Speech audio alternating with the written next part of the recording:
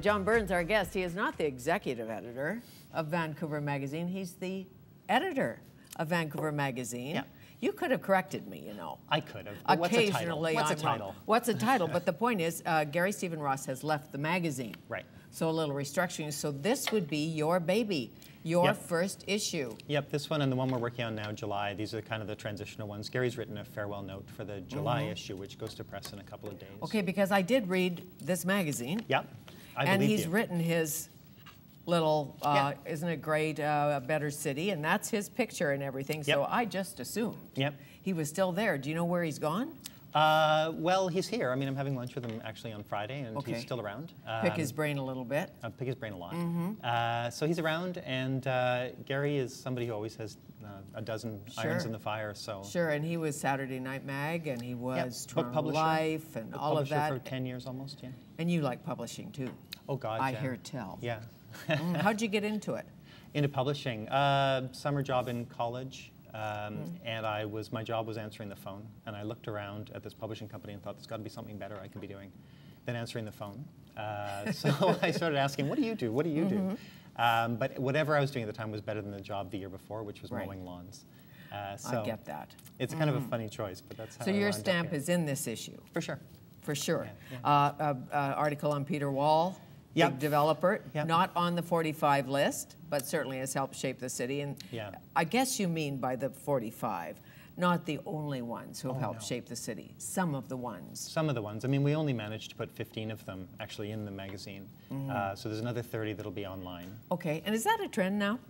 Like a little bit in the magazine to entice people to go online? Yeah, it's a wonderful resource in a way. It's a plus and a minus. Before online, we would have had to actually have the diligence and the discipline to Right. say, okay, there's only going to be 15. Yes. And now we can say, well, there's only going to be 15, except we'll put another 30 Sure. online. So in a way, it's a little bit of kind of a cheat.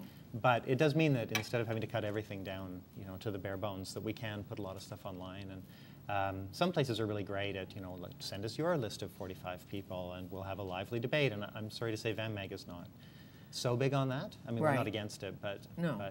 we're still in the business of kind of And pushing Frances our Beulah is opinions. still writing for Van Mag. Yeah, she is. Yeah, She's a good writer. National Magazine Award columnist and Western last year. Both of them she won, and she's a wonderful resource. Okay. Yeah. Did you pick somebody health-wise who shapes the city? yeah.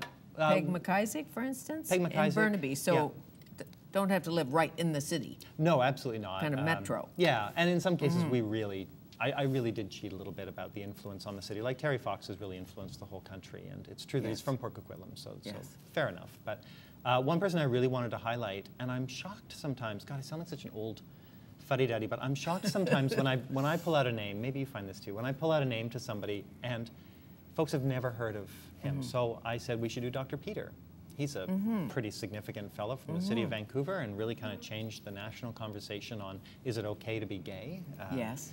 And in the office, fine, but when I was talking out in the world, lots of people would say, Doctor Who? Really? Yeah, which a little bit breaks my See, heart. I lived through that, or Yeah. didn't live through it, but certainly Yeah, it covered it. happened. And the Dr. Peter Foundation and Yeah. Dr. Peter Jepson Young. Yeah, yeah, and all of And those CBC broadcasts on did the CBC, yeah. amazing 111 coverage newscasts. of that.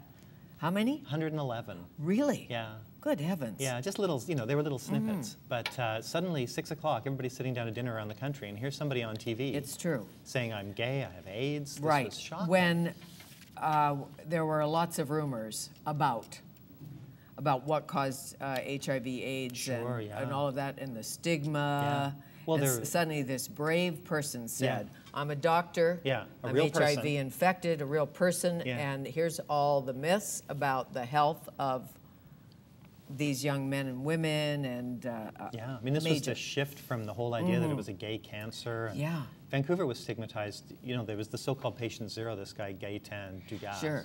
Oh yeah, we flight couldn't even attendant. say on the radio what really caused it. We'd have to say exchange of bodily fluids, right? And then people A bodily fluid for a you. bodily fluid for you, and then people were afraid to like sneeze. Yeah. Oh, and then sure. we'd have the public health officer on and say, no, no, no, no, no. Yeah. And now with the fabulous work of Julio Montana and all of them, we've come a long way, baby. Well, do you remember getting say. your teeth cleaned, for example? And the hygienist would have 2 sets of gloves and these Oh, heavy-duty no. masks and all this. Oh, It yes, was a I terribly remember, and I frightful shouldn't time. tell this story, but I would have an HIV patient on the air, and the producers would be worried about moving the cup. Oh. Afterwards, yes, because it was those days. Yeah. And nobody knew for sure, and people were afraid for all the wrong reasons. Yeah. And then some of the medical officials were tiptoeing around it. There are certain words they didn't want to say and certain things they didn't want to talk about. And now, long way, baby. Well, yeah, I mean, the whole culture has opened out dramatically. I mean, I'm following at the moment, this has nothing to do with the city of Vancouver, but Julian Assange, the founder of WikiLeaks, who's going through kind of an extradition hearing at the moment in London. And the fact that one guy can start a website and publish thousands and thousands and thousands of secret cables, diplomatic cables, this is a different world than it was in 1967. Yes, certainly is. And Abe Rogatnik. Oh, yeah. Inspired a modern renaissance in Vancouver. Architect extraordinaire. There are a bunch of people that I wish that I had come along sooner and had a chance to get to know. He would be probably at the top of my list. He was one fine. Yeah. Amazing, amazing man brain, and very influential on Sam Sullivan. Yeah. Mayor Sam Sullivan, they were very close. Yeah, Sam talks about the two of them going to Venice and him getting a real kind of practical lecture in, how to make a beautiful and kind of functioning city by walking and rolling the streets of Italy. Yeah. Sure, and Mayor Sam's in this art, not on the list. Not on the list, but everybody in that issue gets a bit of the luster, I hope. Of course. By the company you keep. Yeah, yeah. And the pack house, the architects. Yeah, yeah. There's an undersung couple in a way. That's, all the architects, not that architects are always a household name, but Arthur Erickson, for example, there's one people would know. But the pack house who, if you're outside of Canada and you follow architecture, then if there's a Canadian architect firm, it's going to be theirs. And yet walking the streets of Vancouver, nobody's going to know their work because they haven't really built that much within the city. A lot of it's residential. I wish they would knock my house down and build me a new one anytime. And the article is called The Outsiders. Their work is stellar. If you're into modern. Yeah, that's right. It's not warm and cozy. No, you can't really cuddle up next to a Captain concrete Trevor burn. Green, a friend of mine, old friend of mine, wrote one of the first books on the downtown east side, on the missing women of the downtown east side, way ahead of the game. Yeah. And then, of course, he was injured so severely in Afghanistan. Oh, just what a terrible story. Joined the reserves, went to Afghanistan, was doing that thing, the kind of winning the hearts and minds thing, where they were out in the countryside. And they sat down to a tea and showing respect to village elders in the Pashtun tradition. Took off his helmet, and a Taliban kid, took an axe and God, what a terrible thing to happen to anyone. And his recovery has been amazing. Yeah. His resilience. Yeah. His humanity. It really does seem like, it seems like one of those things, he and his wife together have just poured so much into that recovery. I remember when Mike Harcourt had his accident. Yes. And he and Becky poured so much. Becky being Mrs. Harcourt. Right. Poured so much into that rehabilitation, and he was so open-minded about all kinds of stuff that I don't really know much about, traditional Chinese medicine and alternative modes of healing and all that stuff. But having devoted all that stuff, it's astonishing what the human body can do. It certainly is, and Trevor Green continues to work tirelessly. And The Way of the Warrior is the new book. I didn't Noah Richer write a new book? Yeah, he did. What We Talk About When We Talk About War. I feel bad for him on tour. How often can you say that?